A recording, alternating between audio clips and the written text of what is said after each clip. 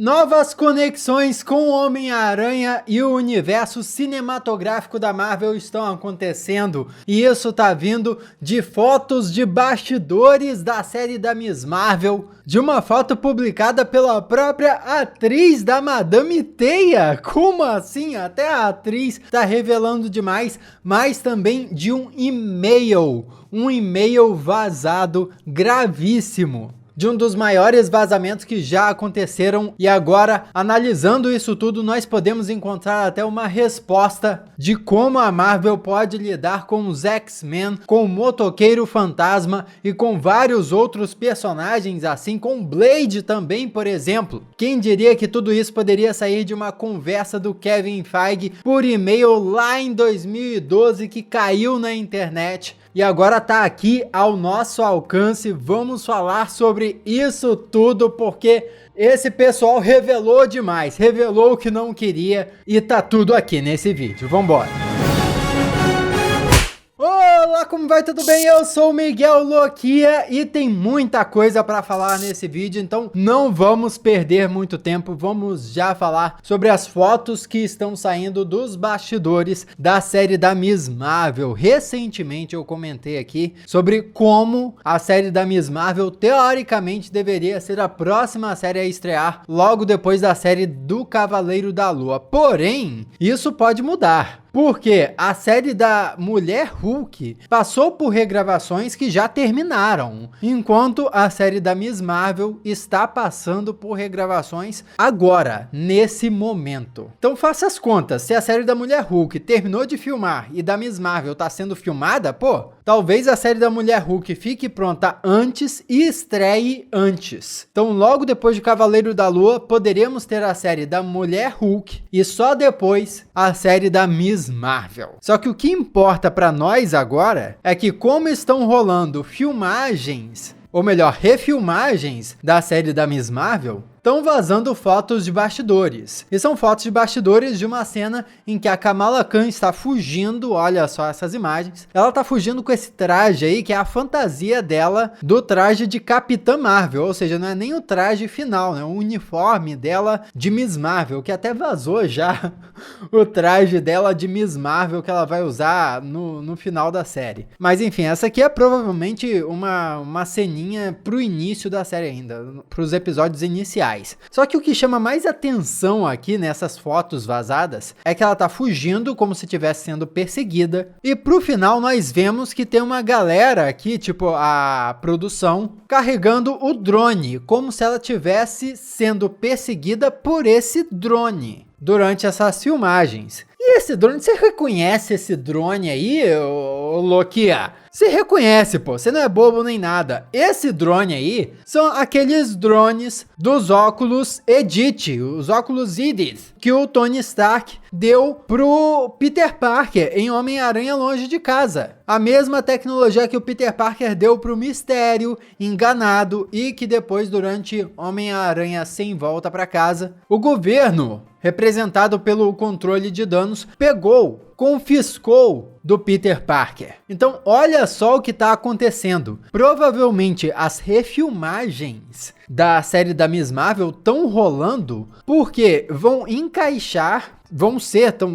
as refilmagens estão acontecendo para encaixar a série da Miss Marvel depois de Homem-Aranha Sem Volta para Casa. Porque os drones do Tony Stark, né, estariam já com o governo, estariam sendo usados pelo governo para caçarem a Kamala Khan, de alguma forma. E é isso que nós estamos vendo nessa cena aqui. Ou seja, já é um baita spoiler, a série da Miss Marvel vai ter uma conexão direta com os acontecimentos de Homem-Aranha Sem Volta para Casa. Já é uma notícia aqui que a gente não esperava. Já vou te pedir para se inscrever e ativar as notificações, só isso já vale a sua inscrição, pô. Ativa, já dá uma força gigantesca ao canal, muito obrigado aí, não custa nada, pô. E um grande abraço para você que já faz parte da família Loquia, valeu? Então continuando aqui, vamos falar sobre a Madame Teia. Quem tá perdido aí não sabe do que eu tô falando. Bom, a Sony já há algum tempo tem falado sobre fazer um filme da Madame Teia, que é uma espécie de Mulher-Aranha, só que em vez de ter poderes de jogar teias e de escalar paredes, ela tem clarevidência nos quadrinhos. Porém, ela em algumas versões já foi adaptada, já foi contada como se tendo poderes de criar portais, atravessar dimensões e etc. E aparentemente, no filme, ela também vai ser assim. Poucos dias atrás, o site Deadline disse que a Sony estava até com uma atriz sendo escalada, a Dakota Johnson, para interpretar a Madame Teia. E até pela idade da atriz, a gente chegou a especular aqui no canal que não seria a Madame Teia velha, né, a original, mas sim a segunda Madame Teia, que é uma Madame Teia mais jovem e mais atlética, que aí sim poderia lutar contra vilões, e além dos poderes de Madame Teia, também tem poderes mais semelhantes aos de Homem-Aranha. É a Julia Carpenter, mas essa parte de ser a Julia Carpenter é uma especulação minha aqui.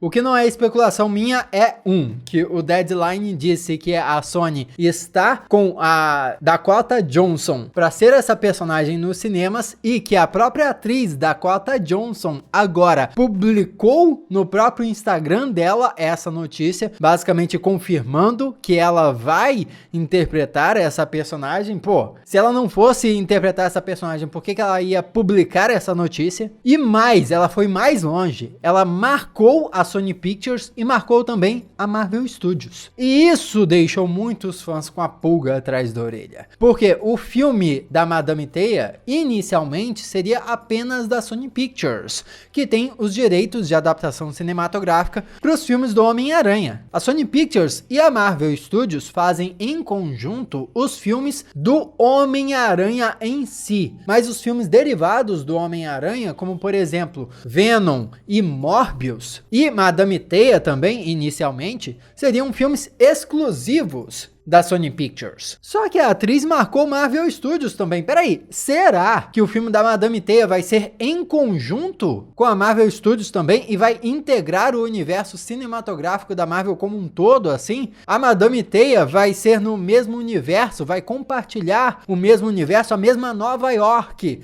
do Peter Parker, do Tom Holland, do Doutor Estranho, do Benedict Cumberbatch, dos Vingadores. Isso seria maravilhoso, até porque nós também especulamos aqui no canal, e o site Deadline também disse na matéria, que a Madame Teia é a aposta da Sony para fazer uma espécie de Doutor Estranho que poderia reunir várias versões de Homem-Aranha através do multiverso. E pô, é a chance da Sony fazer os seus próximos filmes crossovers de Homem-Aranha aí. A Madame Teia poderia atravessar universos e reunir o Tobey Maguire, o Andrew Garfield e o Tom Holland de novo em outros filmes, com até outras e novas versões de Homens-Aranha. E Mulheres-Aranha também, lógico. Então a atriz deu spoiler, confirmou que a Madame Teia faz parte do mesmo universo dos Vingadores, beleza ou não? Ou não. Porque também pode ser que a atriz simplesmente esteja desinformada. Ela é uma atriz, não é uma fã obcecada que tá por dentro de tudo, que nem a gente, que nem os fãs. Talvez ela simplesmente não saiba que o filme da Madame Teia não é da Marvel Studios e é apenas da Sony Pictures. Então assim, por mais que seja empolgante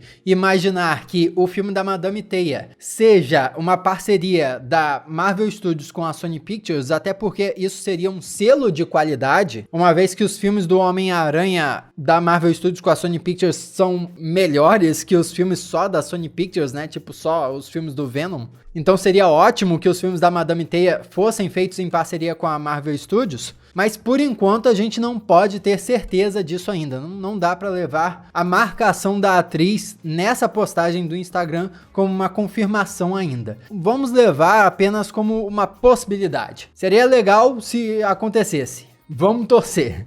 Até porque se rolar, isso vai confirmar uns rumores que estavam rolando aí de que um filme da Mulher-Aranha iria rolar em parceria com a Marvel Studios. Só que no caso, bom, é o filme da Madame Teia e não o filme da Mulher-Aranha.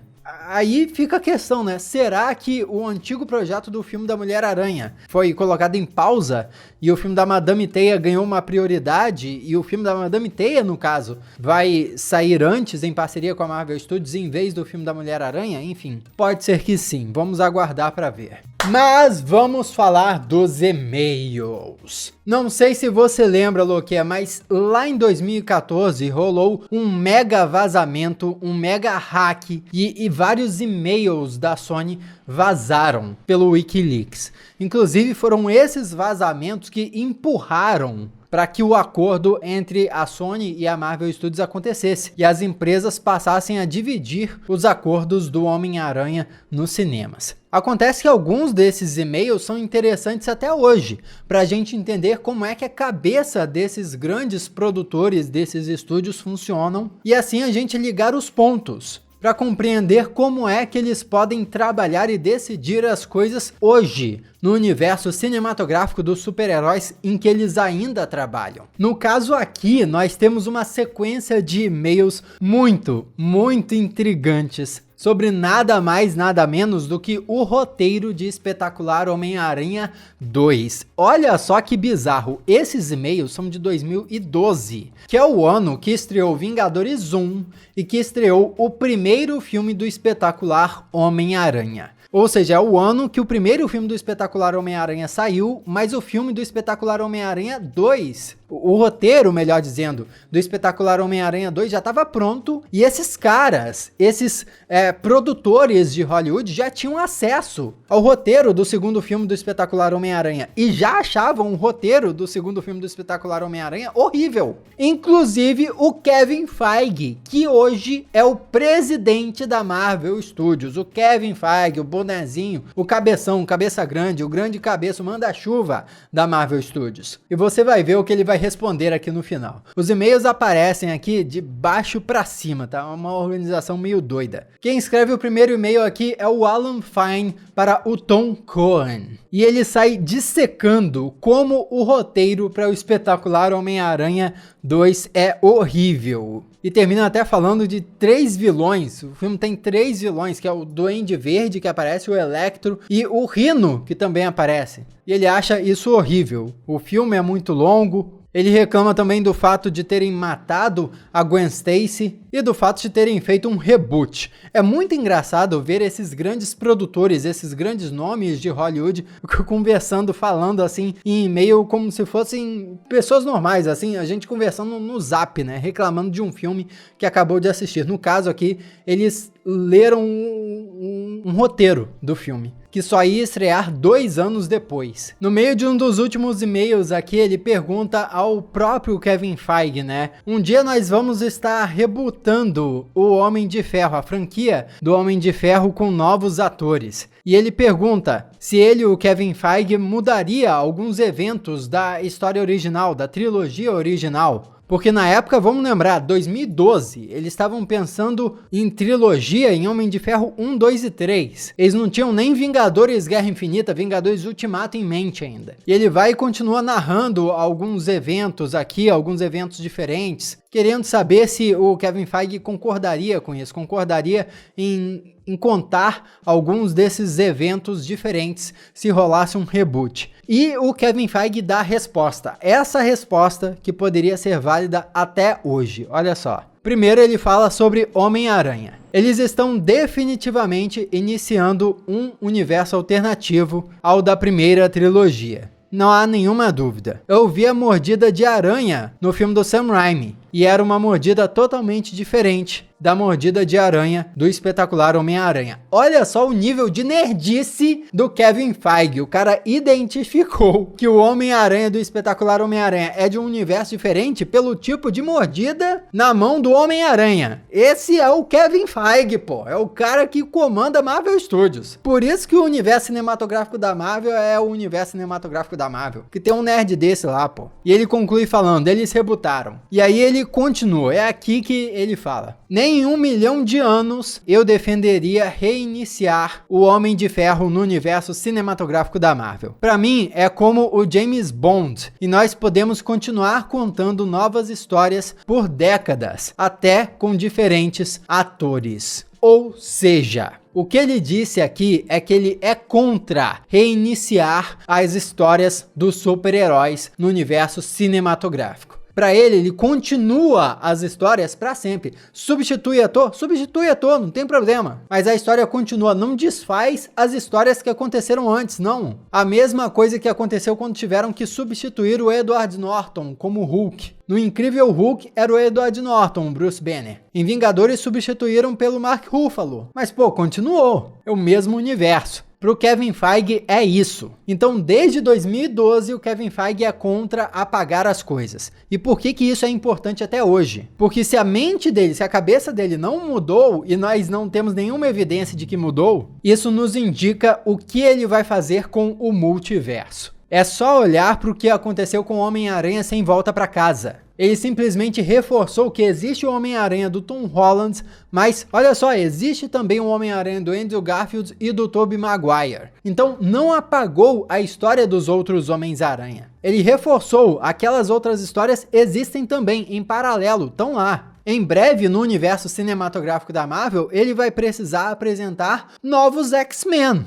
para interagir com os Vingadores. Um novo Blade, interpretado pelo Mahershala Ali. Um novo Quarteto Fantástico, um novo Motoqueiro Fantasma. Todos personagens que já tiveram outras versões nos cinemas. Mas como Kevin Feige disse no e-mail, não é a intenção dele apagar o que foi feito. Talvez seja a intenção dele fazer a mesma coisa que fez com o Homem-Aranha e oficializar as versões antigas que apareceram nos cinemas. Assim, as novas versões não vão ser reboot, não vão ser um reinício, não vão apagar o que veio antes, mas vão ser novas histórias mesmo. E aí vão fugir daquela polêmica, tipo, não tinha por que substituir o Wolverine, porque, pô, não substituiu o Wolverine, só adicionou um novo Wolverine. O Wolverine do Hugh Jackman vai continuar sendo um Wolverine oficial que existe em uma outra realidade. Eles continuarão sendo oficiais, até porque o Deadpool vai existir nesse multiverso da Marvel Studios. Isso aí já tá até confirmado, né? Deadpool vai ganhar um filme e não vai ser alterado, não vai ser mexido pela Marvel Studios. Vai ser o Deadpool que ganhou os outros filmes, vai ganhar um novo filme. E tudo isso a gente consegue concluir seguindo a mesma linha de pensamento desse e-mail lá de 2012.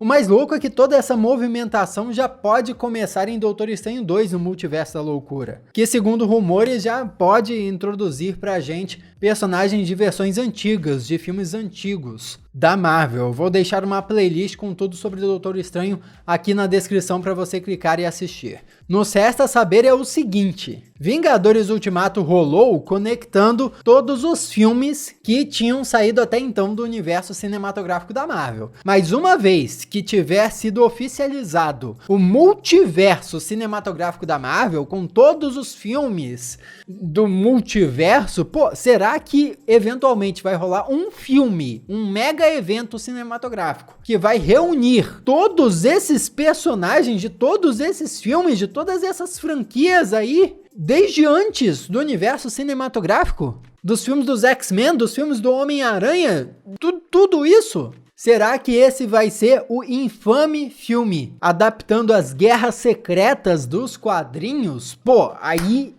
sim, aí vai ser épico demais, aí eu quero ver. Comenta aqui o que você espera disso tudo, vamos conversar a respeito. Aqui do lado tem outros vídeos que você já pode assistir. Muito obrigado pela sua companhia fenomenal, eu sou Miguel Loquia e a gente se vê na próxima.